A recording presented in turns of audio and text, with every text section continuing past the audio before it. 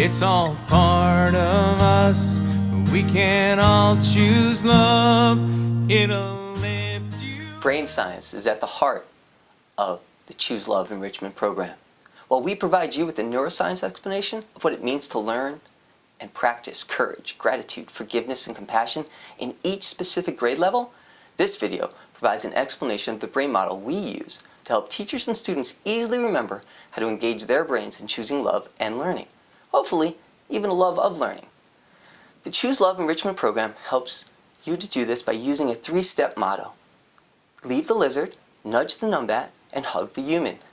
We use the most efficient and simplified model of the brain developed by Dr. Paul D. McLean to explain in the simplest manner possible the neuroscience of the Choose Love Enrichment Program's ideas. Dr. McLean's model divides the brain into 3 sections, and it's called the triune brain. Although it is an oversimplified model, it contains many of the basic workings and truths about the brain. The triune model provides a way to explain the basics of the brain so that every child, and even us big kids, can understand the power of how thinking, your ideas and thoughts and behavior, your actions and words, are connected.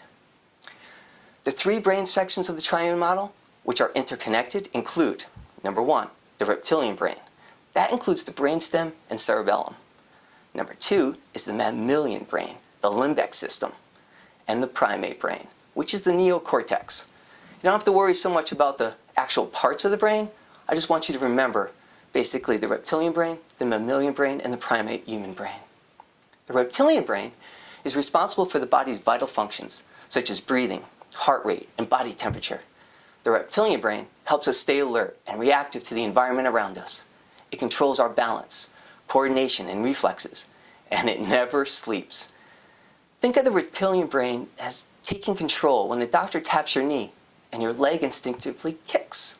Well, that's the reptilian brain. It's instinctually reactive and inflexible. We call the reptilian brain the lizard. The mammalian brain, well, that is responsible for our social and emotional behaviors, as well as for our quick value judgments, whether something feels positive or negative. It is buried deep inside the brain and is sometimes considered the heart of the brain. It is the part of the brain where many neurochemicals such as oxytocin, dopamine, and cortisol, that's where they're all at. It strongly influences our initial behavior when we experience something like music, art, and even a smell.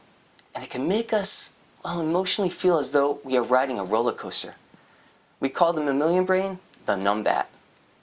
The primate human brain is responsible for imagination, thought, planning, and decision-making.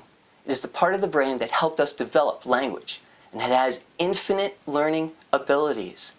Let me repeat that. It has infinite learning abilities. It helps us make rational, cognitive, and common sense decisions. When we use this part of our brain, it acts as a brake on our reflexive and instinctual reactions. It is the source of self-control.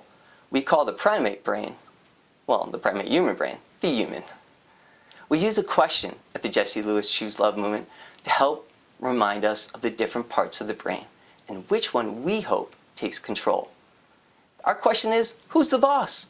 In other words, who do you let control your brain and behavior? We can allow the lizard, the numbat, or the human to control our thinking and actions. How we act tells everyone else who is in charge at any given moment. Is it the lizard, numbat, or human? We make the choice of who controls our actions in every situation. When we are in a situation that excites us in either a positive, kind of goosebumpy feeling way, or negative, angry feeling way, each of us can choose which part of the brain we want to control our responses. Let's take an angry feeling as an example. When we feel angry, that feeling awakens the numbat part of our brain, that limbic system, by sending blood and oxygen to it. The blood and oxygen is like feeding the numbat. We have a choice of 2 decisions for how we deal with the awakened numbat of anger. The first is that we can send it up toward the human so that the angry numbat is handled in a reasonable and rational way, hugging the human. When we slow down and think about the anger we are engaging, we are hugging our human brain. The second choice is to send the numbat's oxygen down to the lizard so that we are feeding our primitive and reactionary lizard brain. In other words, we can nudge the numbat to either hug the human or feed the lizard. The Jesse Lewis Choose Love movement wants to help everyone learn how to leave the lizard and nudge the numbat toward hugging the human. If there's one thing I would love for you to remember, it is our 3-step motto: to help educators teach and students learn about the brain science of social and emotional learning. That is, leave the lizard, nudge the numbat, and hug the human. Before I go, I want to leave you with a fun note. The initials of our social and emotional learning motto, LNH, are the same as Jesse's chalkboard message to his mom: loving, nurturing, healing. Now go leave the lizard alone and nudge the numbat so that it hugs the better part of who you are.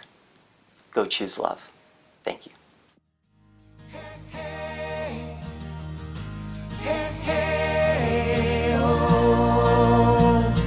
It's all part of us. We can all choose love.